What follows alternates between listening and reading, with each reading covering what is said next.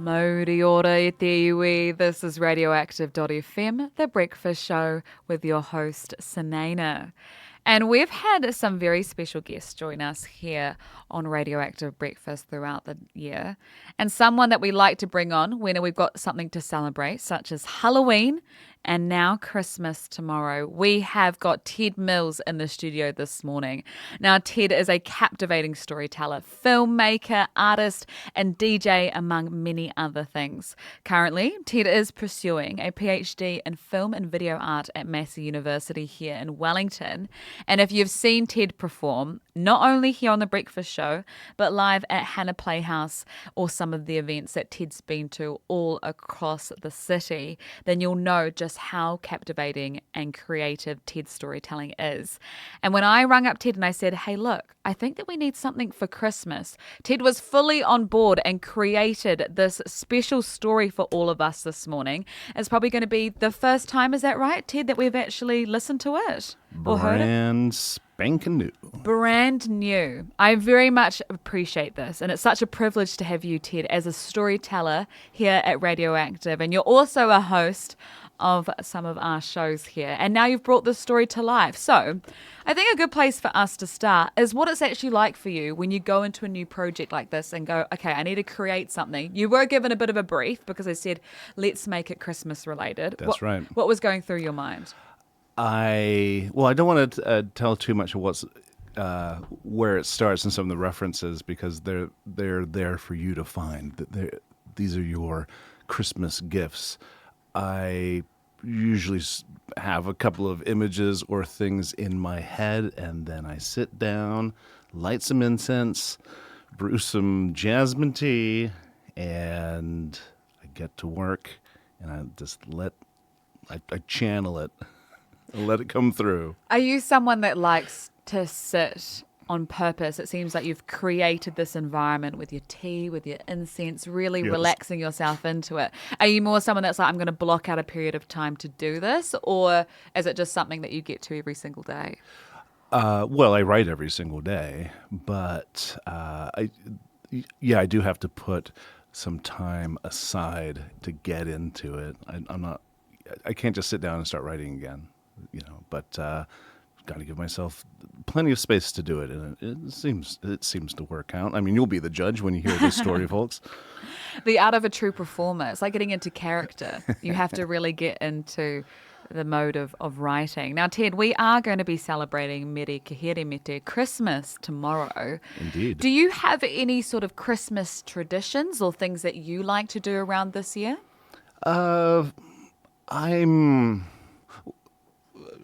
I go where I'm invited, I guess. I used to do Christmassy things. I haven't been so Christmassy since I've been here, but I will go over and see my friends tomorrow and have dinner with them. But I tend to avoid most of the trappings these days. You're not going to catch me out Christmas shopping in a panic or anything like that. But I certainly do enjoy just getting together with friends.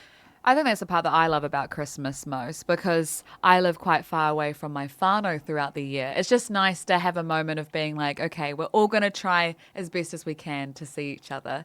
And that's the part that's most important to me. I mean, obviously Christmas has that commercial aspect, everybody out going and getting gifts, but the true spirit of what it is about, for me anyway, and I think a lot of listeners, is trying to stay in touch with loved ones. And ones that you can, sit around, maybe share some kai, some stories, some songs. And also, I should back up and say the thing I really celebrate is the turning of the year, the solstice. That's a more important day for me. So that's what I was doing on Sunday night. And for those who follow the Ted Mills Instagram, I did a little incense lighting and little solstice-y thing. Because to me, that's the real season, right? For us pagans, it's the longest day of the year, and then everything starts getting shorter again, and until we do it again, until it's the shortest. How lucky are we that we get to celebrate Christmas in the summer? I don't know about you. I mean, we grew up obviously with these Christmas movies, and you would have had many a winter Christmas. Well, when I lived in the UK, yes. Although I never really had a white Christmas. It's always been a rainy It's Christmas. always quite cold. I quite like having a summer Christmas. Yeah, yeah, and so one of the other traditions that I like is there's a long English tradition of having a Christmas ghost story, and Charles Dickens' Christmas Carol comes out of that. But there's many of them, and I'm currently rereading several of them. I did so to kind of get in the mood, and the masters of the form like M.R. James, Arthur Machen, those those are my peeps. Those are your That's who I peeps. ride with, and so I thought when you asked, I thought, oh, I should continue on in that tradition. I'm not putting myself in the same brackets as them, but I did my best. Oh, you sure did your best. And we'll be the judge of that, Ted. That's I'm right. sure it's brilliant. You're listening to Radioactive.fm, and we have a special Christmas story from none other than Ted Mills this morning. So grab yourself a nice tea. I've got one right next to me, maybe a matcha or a coffee. Sit down, relax, and fully immerse yourself in the world of Ted Mills. You got all that you need.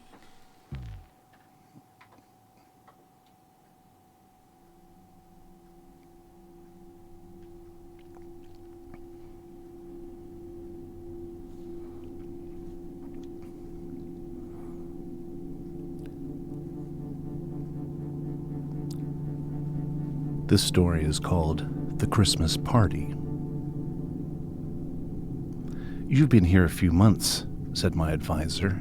How are you finding the city? And we were making chit-chat after a meeting in his office. To be honest, I hadn't got out as much, and was still trying to get solid with the layout of the university and my new neighborhood, which was outside the city proper.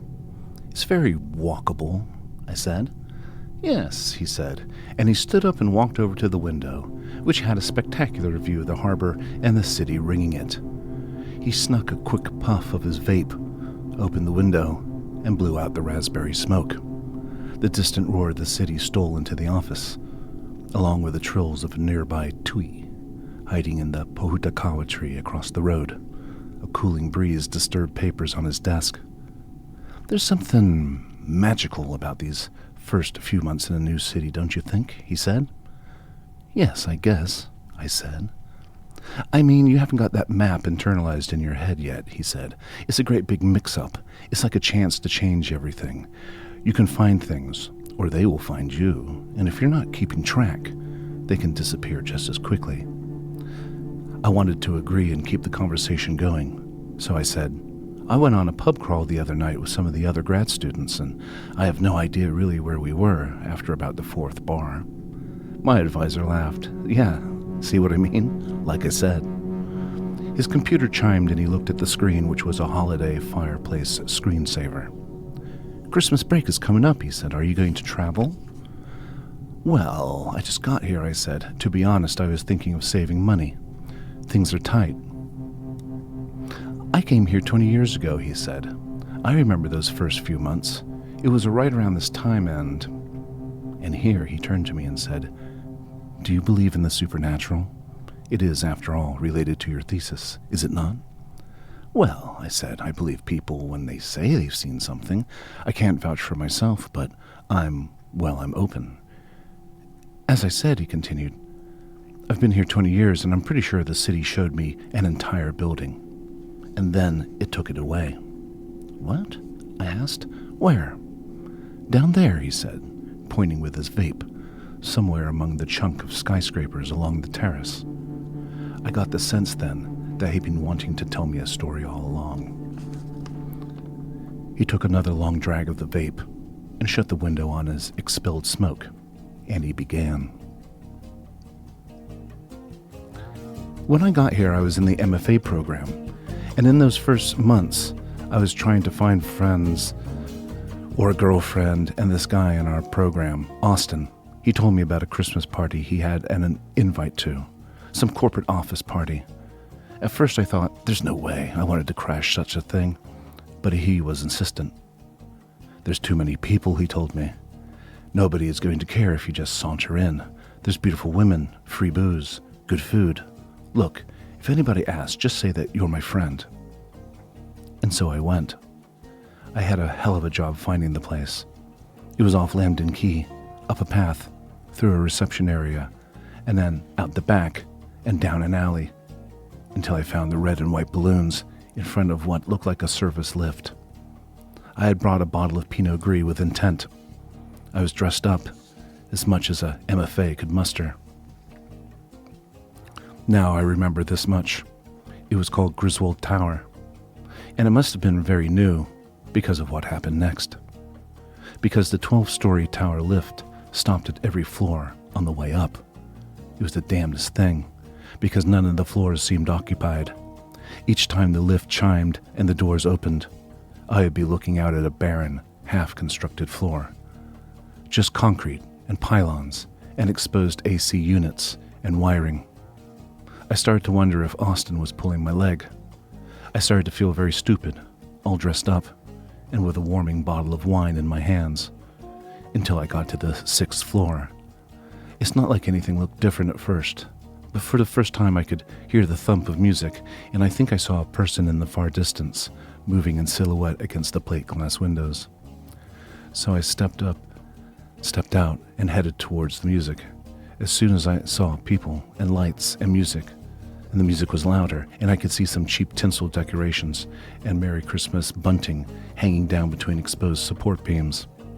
A demarcation line of blue industrial tape separated the rough concrete of the floor from the new carpet, which was busy off-gassing its chemicals. I passed a kitchen alcove and doubled back to drop off my wine, grab a red cup, and fill it with one of the already open bottles among the tins of alcohol. I still felt open and exposed, but the cup in my hand was a key to lock my anxiety away. I expected looks and questions, but none came, and soon I was in the thick of these co-workers, all about my age and all, may I say, rather attractive. For a corporate office, nobody was in the schlub. These people must have been hitting the gym on the regular. At the far window, people gathered about a table of food, and I made my way over, glad to make landfall at another island where the object was not small talk. I expected chips and pizza, but instead, I found a banquet.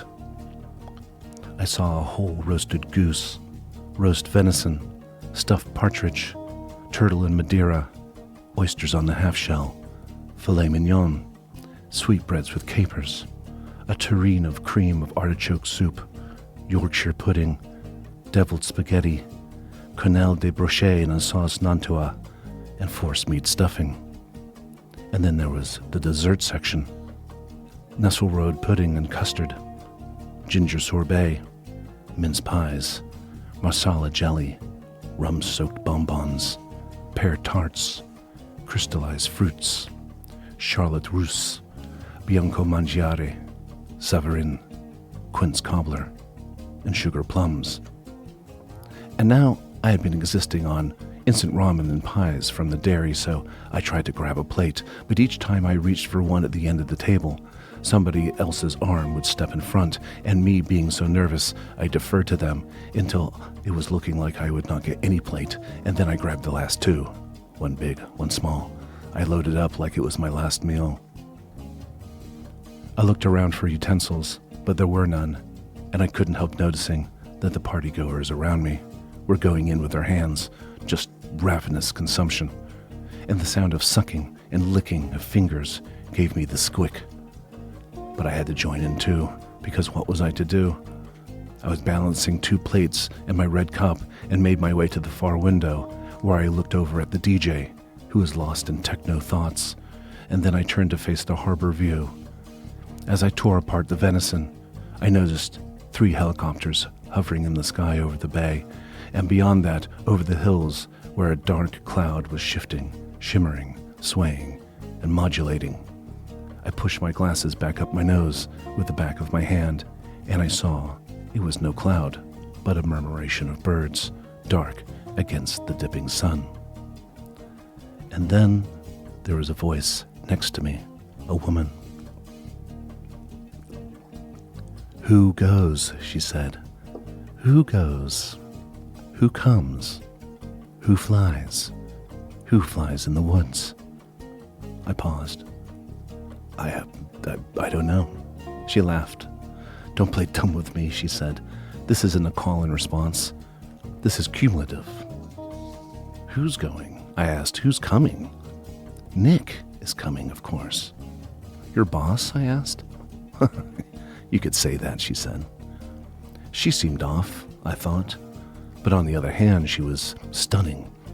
Cascades of fiery red hair, a tight crushed green velvet dress, white trimmings, candy cane leggings. I wouldn't dare call her an elf, because I was interested in her, but she remained silent. I didn't know what to say, so I said it. "I'm Austin's friend," I said. "Oh, I see," she said. Then she thought and smiled. "Austin? Yeah, I know him." And I shoved some more Nussel Road into my mouth out of nerves, and then I bit down on something hard.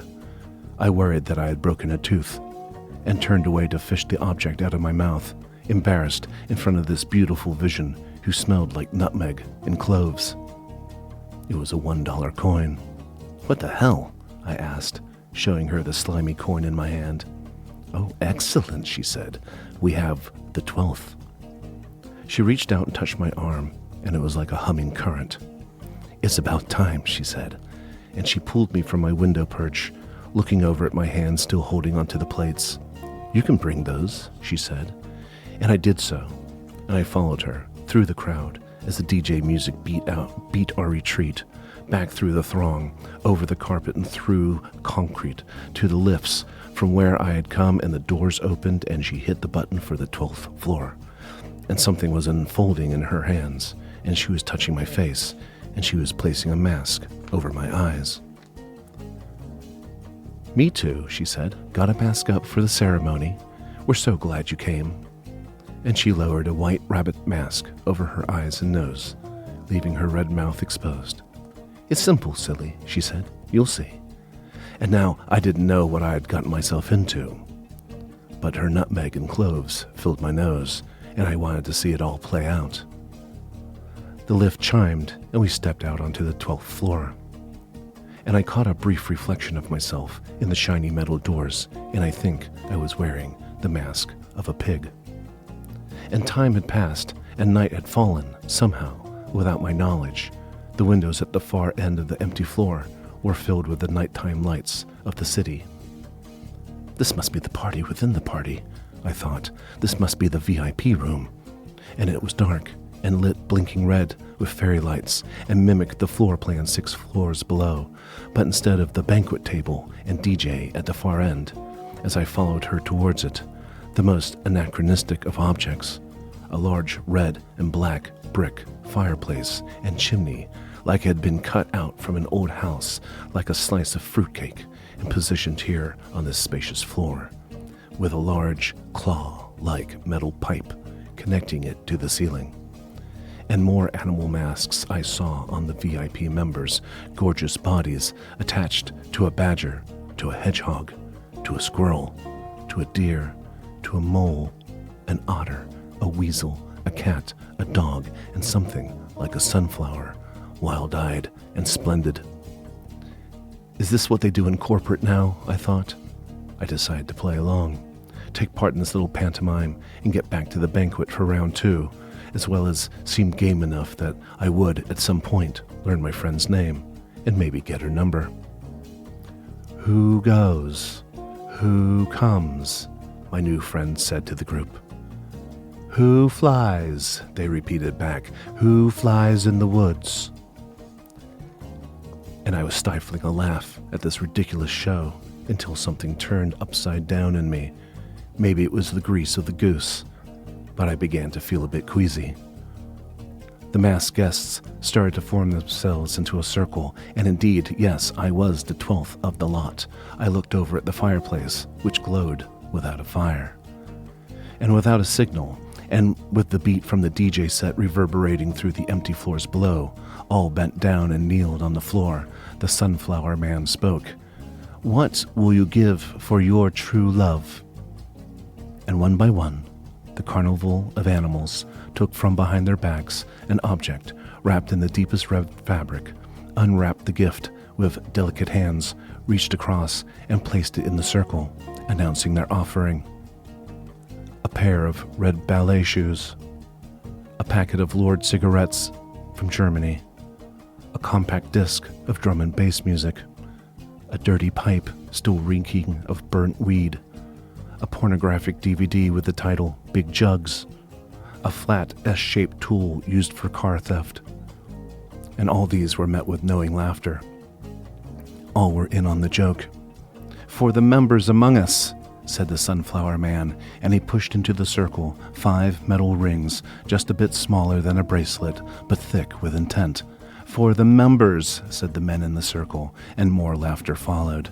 And then much worse was unwrapped, as the red fabric fell away in the hands of the final 3, a dead bird in each, their heads flopping, each neck wrung with a strand of mistletoe, their lifeless bodies pushed into the circle. A poor blackbird, a hen, and a dove, the last pushed by my friend ever so slowly, as she turned her rabbit head to me, and she said, "And what will you give?" And that's when I realized I was still holding my plate of leftovers, looked down at my remaining roast partridge and my pear tart, and felt old knowledge and nausea rack my body. The booming of the DJ was loud, so loud, pounding in my head, and sweat trickled down inside my mask, and then the pounding was not from the floors below, but from the ceiling above, a pounding of metal and concrete, and I felt acid well up in my throat, and I turned to look at the fireplace, cold dust trickling down onto the hearth. "Who goes?" they started to chant again. "Who comes?" And something was coming down the metal pipe, like a raw animal beast of a thing, a great clattering, more rapid than an eagle. "Who flies?" they chanted, excited, giddy. "Who flies in the night?" The last thing I saw, and I swear I saw it, it was a white hand. It could have been a glove, I don't know, reaching down into the hearth. Long, extended fingers reaching out for the brick floor, about to gain a hold. I dropped my plates and turned, and I fled, on the verge of vomit, running towards the lift, then banging through into the stairwell, the laughter of the party echoing all around me, stairwell after stairwell of dusty concrete flowing under my legs until I hit the ground floor, all panic and saliva, until I hit a series of tilted alleys and followed the sounds of the crowd until once again I was on Lambden Quay. And the sun was still up. I remember that. I only looked back once, looking up at the tower from which I had escaped, and saw not a smooth facade of a skyscraper, but a bulge of a kind, an ominous shape that had deformed the architecture itself. I was sure that odd shape would make its location easy to find days later when I could once again approach the city with a clearer head. But I tell you this, 20 years later, and after much study and learning, I have never seen Griswold Tower ever again. Wow. Ted, I have no words. I'm truly encapsulated by this story. I mean, I was thinking, is there going to have to be a part 2? No. It's a one and only. I mean, first of all, one and done. Can I just say, if I was ever at a Christmas party and that was all of the kind food that was available, I'd be like, what sort of Christmas party is this? It was amazing. Have you ever been to a Christmas party like that? No, just the chips and pizza kind. Yeah, just the chips and pizza kind. That's what we had at our radioactive Christmas party. Oh, yeah. I mean, Ted, that was truly brilliant. I'm slightly terrified. I'm slightly like, what if I go to a Christmas party? I wouldn't know what to do in that situation, especially because the character went along, didn't know too many people, and then you meet 11 other strangers in a very strange ceremony. That's right. Do you have any inspiration? It could happen. Has it happened to you before? No. No. Where did the idea come from? Well, I'll tell you this.